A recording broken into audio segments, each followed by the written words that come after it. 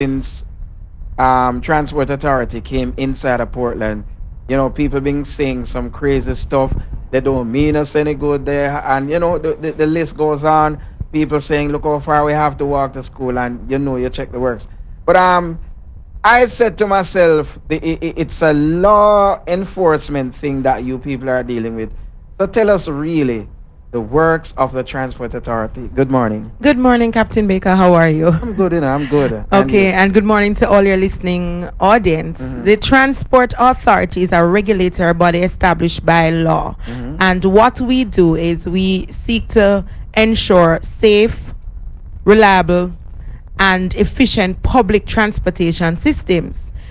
Our ultimate goal, Captain, is to ensure that the commuting public is transported safely. So what we are seeking to do with anything that we do is to ensure that the commuters are safe, that they are not transported in vehicles that are not fit and proper, meaning that these vehicles may have defects and so on, or that the vehicles are not properly licensed and insured to carry commuting public. Because if there's an accident, that is where the cookie crumbles, and that is when people have a concern. I stick up in there though, because Yes. the whole level of people not having this knowledge of the Transport Authority and saying, why Transport Authority, why take away vehicle, and they don't know the implications. That is so true. And you see, I think because we have seen persons who have been injured in motor vehicle accidents involving public passenger drivers, and there's no insurance, and the family is mourning, and the children are dead, and there's just no answer to give persons at that time. We at the Transport Authority, we don't want to go down that road. Homewood situation is always so alive in my mind with those students who are being transported by persons who are speeding with the students. So we are very conscious. We see each commuter as our own child, and we want to, or uncle or a relative. That's how we view it, and we want to ensure that those persons are safe when they take public transportation. All right. One other thing I want to ask you this morning. Let's look at the part that people out there, they drive they're driving a public passenger vehicle. Where do you get to the part that you say, we know that your vehicle is proper to carry commuters, because of the whole regulating system? Where do they go to test a vehicle to make sure that this is okay? They don't get the whole levels of police stopping and they say, all right, police harass me and the vehicle, all right. Where do they go? How do we All right. In order for a vehicle or a person to enter the public transportation center system, what would need to happen first and foremost is that vehicle would need to do some tests at the Island Traffic Authority. The Island Traffic Authority is the entity that is established to ensure fit and proper vehicles. So the first thing that a person desirous of getting a public passenger vehicle license would need is a L form. So that L form is that L form allows them to do an inspection by the Island Traffic Authority, and once they do that inspection, then they can bring that in and make an application for a road license. All right. The people might be saying, is there any leeway in the sense of somebody having a vehicle and you're there, and they come to Port Antonio, they come to Portland, they come to St. Mary, they come to St. Thomas, anywhere you go, for that matter of fact. And the question is, somebody that applies for a PPV license, how long does this take? All right, it depends on the type of license. The Transport Authority issues over 5 categories of public passenger vehicle licenses. We have the route taxi, which is the most popular of the types of licenses, and that's the ones where you issue a license for a car. Those licenses don't normally go over 30 kilometers, and they go picking up and setting down stage by stage along a route. So, for example, Port Antonio to Hope Bay, that would be like a route taxi route. Then we also issue rural stage carriage licenses, which are the bus licenses. These licenses permit the operators to take you from a township to another township, Kingston to Port Antonio, for example. There are also contract carriage licenses, which is more like the Juta, Jekyll tourist type services. We also have express carriage licenses, which is like the Knutsford Express or the South Coast Express, those kinds of services. So I suspect that what persons may be interested in is the route taxi license, because that's the most popular of them.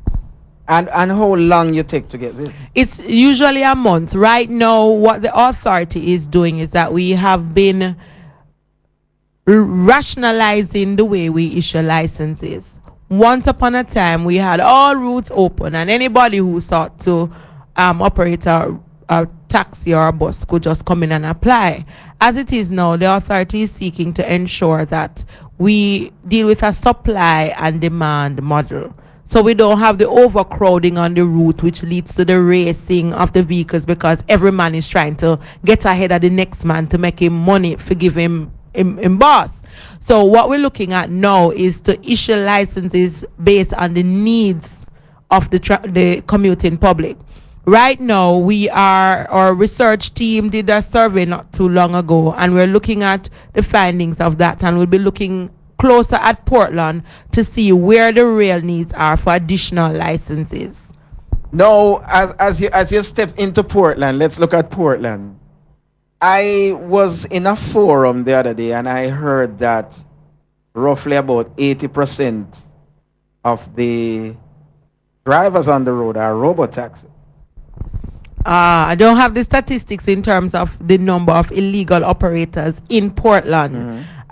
Generally speaking, in some areas, you'd have probably a 1-to-1 or 50% legal, 50% illegal.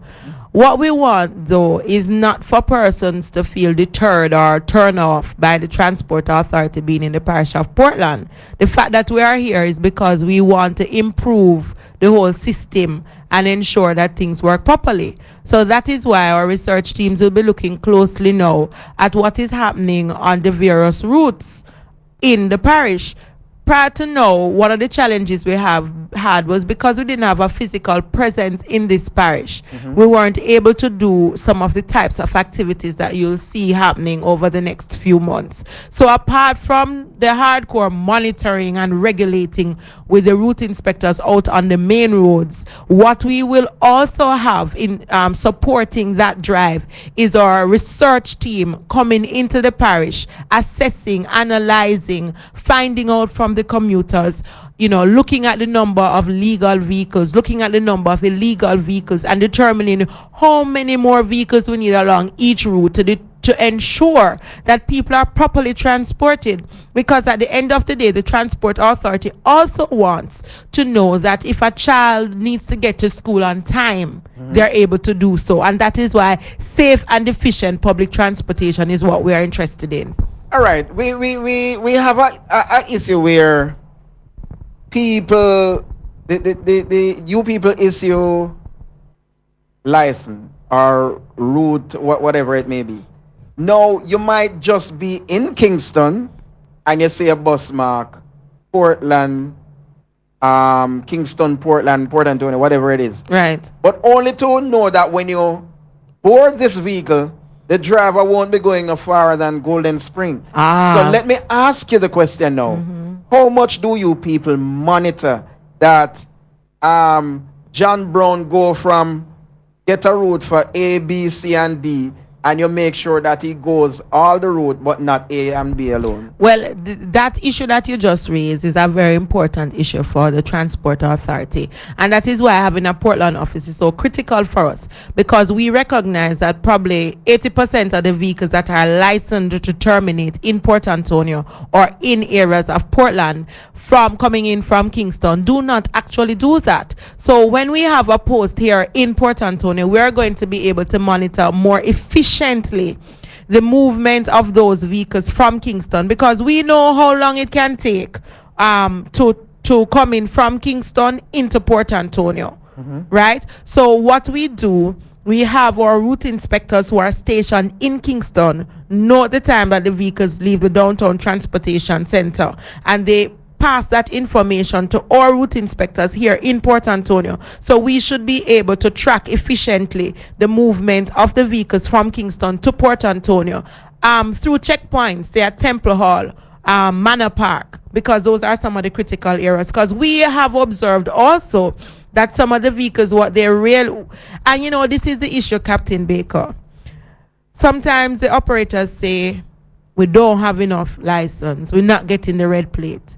Some of the operators get the red plate, but they don't really honor their obligation to the commuters. You know, one of the thing, you might be just coming from Kingston and the driver reach Georgia. The driver reach and not to be and say, hear me now. You can't carry 3 persons go Port Antonio, so now if I go catch an next week, may I turn back. You understand? But you see, they do that. But we understand that this is a case where, 3 persons to Port Antonio, it's best you help out this person to catch another vehicle and move on.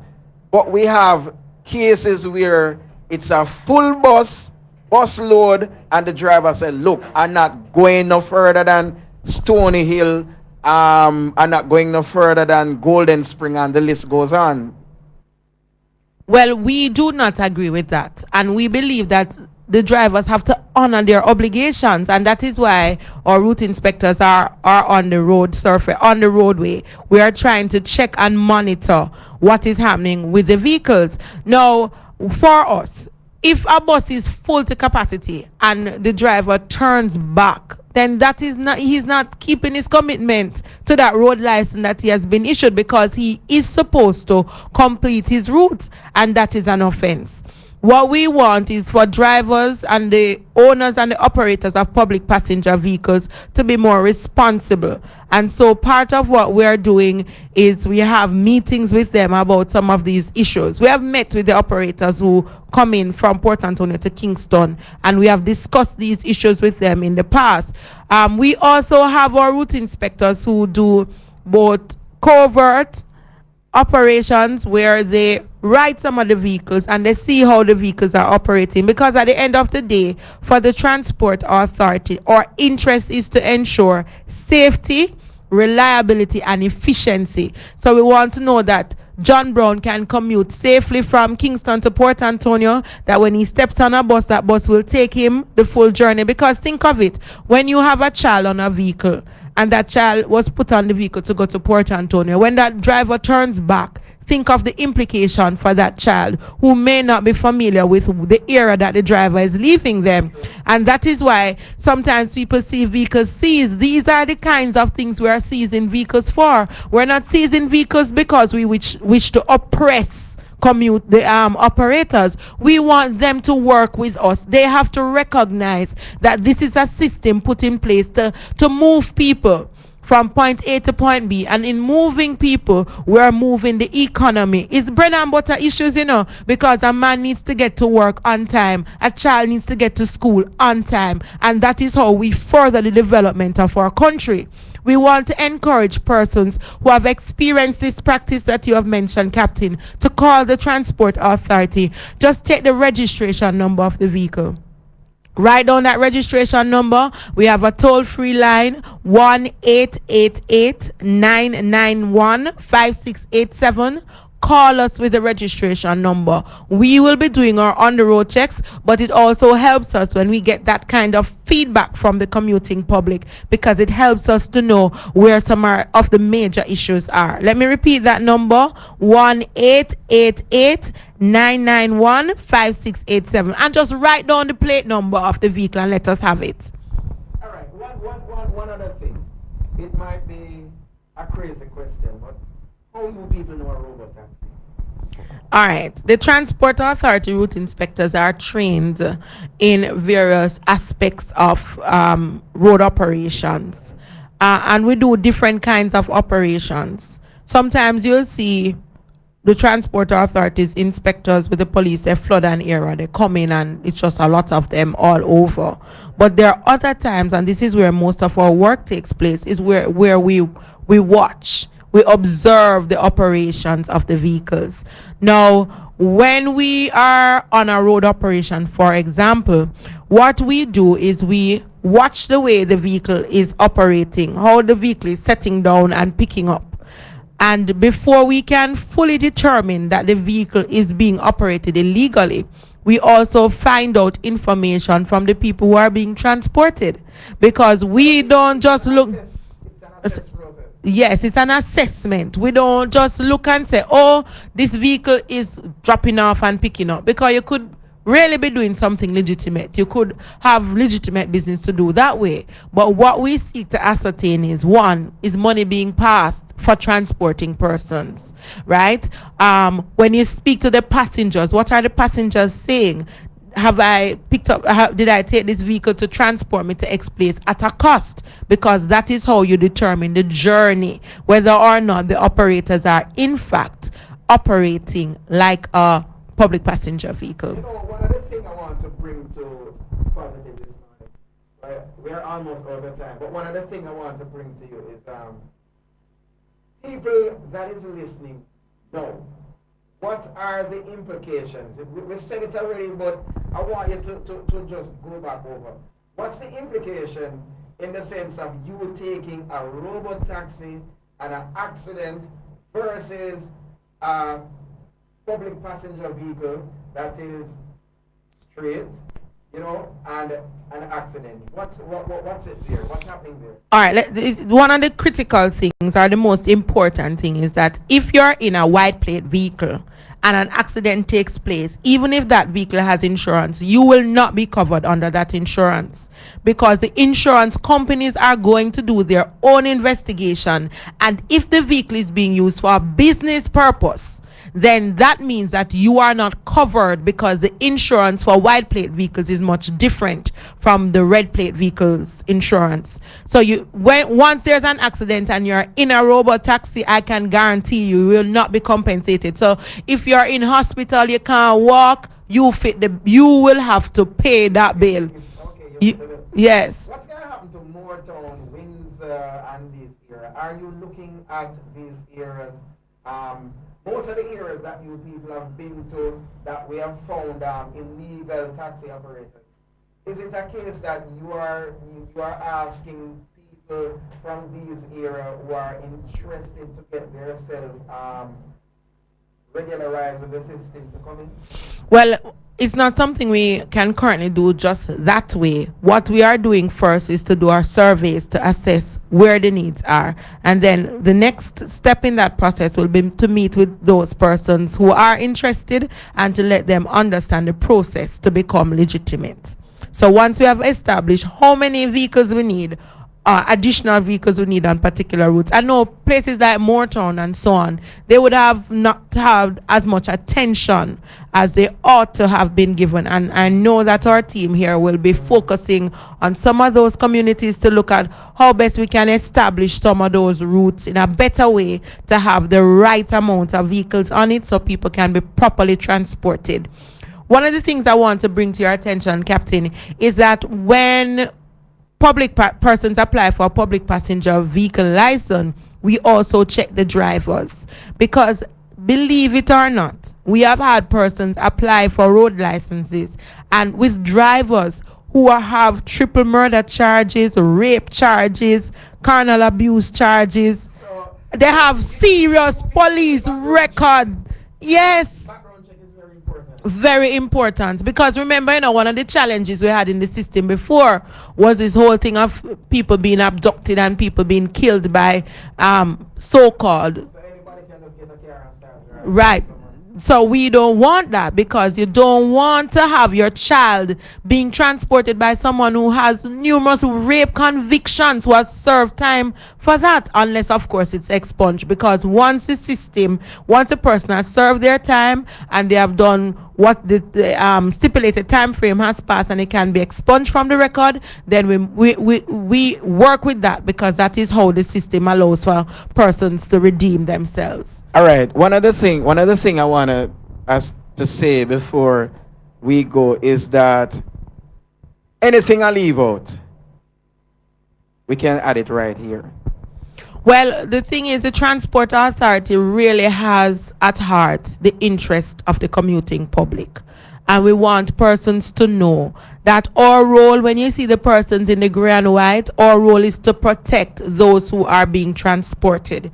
We also want to ensure that when you go on a red plate vehicle, the driver is fit and proper. He doesn't have a police record or background that is questionable. We want to ensure that the vehicles that you are being transported in don't have smooth tires, and you go around and the tire blows and you're in an accident. We also want to ensure that if something happens, God forbid, then you will have access to the compensation that you will need to move on in life. We also have at heart to ensure that people in communities can be transported to do their business, to school, to play. So we have your interest at heart, and we want you to talk to us. Call us toll free at 1-888-991-5687. Tell us what you would like to see for your transportation system in Portland. That is why we are here. That is what we are doing.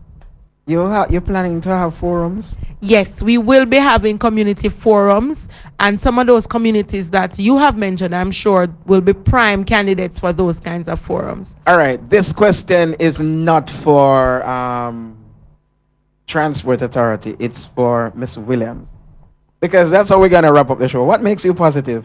God. I believe in God, and I have a very strong faith in Him. And I believe in the undiluted word of God. And I just believe that makes a difference. All right. Let me see. I know this would happen. We're running out of time. Could you ask her when are they giving license? If you check, hold on, let me get this one. If you check these drivers, because I hear a survey where they say 50% of the taxis have bad eyesight. Kim. Taximen have bad eyesight, so I don't know if she's like questioning the whole vision as is your medical part of it up to standard. Well, we haven't gotten any information to suggest that, and so we have not really been covering that area. At one point, some years ago, you had to do a medical test to become a driver or get the badge, the Transport Authority badge. But it's an area that we could definitely look into. What is it that you have to have? You have to have a badge? A road license. This person, if you want to make an application for a road license, you need the registration, the fitness, and the insurance for the vehicle, and you need to do the L form, that is the examination at the Island Traffic Authority. Can we come to your place in St. Margaret's Bay, or for the better yet, any Transport Authority office? Yes, you can visit any Transport Authority office to do that kind of transaction. What you'll be guided to is the available routes. You know what? I tell you, 20 I think we have to do a part 2 to this interview. Guess what? I am so glad that you took the time out to drive from Kingston to get here. How was the road? It was good in parts. All right, guess what? We need a part 2. And one quickly. No, we're not taking any calls. Sorry about that. We're not taking any call. We're out of time. But I'm gonna ask you to come through here probably sometime next month or so, because we need to have a follow-up on this one. And thanks for coming, and safe travel back to Kingston. And I figure more or less you're gonna view Portland a little. Well, I'm from Portland, so show off, man.